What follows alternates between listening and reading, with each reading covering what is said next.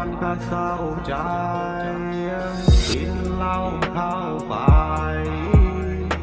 คิดมากไปมันก็จะเศร้าใจกินเหล้าเข้าไปมันทำให้รู้สึกเสียใจจะไม่ให้กูรู้สึกเสียใจจะยังไงเมื่อกูรักมากแม่ทำไมมันเจ็บเกินใจและสุดท้ายกูกินเหล้าเข้าปากแต่ความรู้สึกมันสูญไปทำลายไตมันก็ดีกว่ามันจะฝืนสังขารก็ไปหาเขาที่รักจอมปลอมเอามาวันไรและกูแม่งอยากจะกินเหล้าเข้าไปเพื่อให้ความรู้สึกกูแม่งได้สบายใจ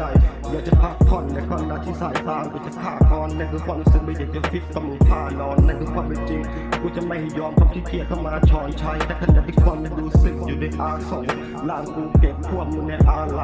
นั่นแหละจะคิดว่าอดีตเรามิดแล้วกูบอกคำคือที่มืดมิดไงกูได้แค่คิดและเป็นชิดไม่มีเวลาไปพันละดาพันละสิบเจ็บหรือความที่มีสิ่งใดที่บุกเบกเสร็จหลังกูมันไล่ลามไม่ต่างกับกูไล่เวทเย็ดเช่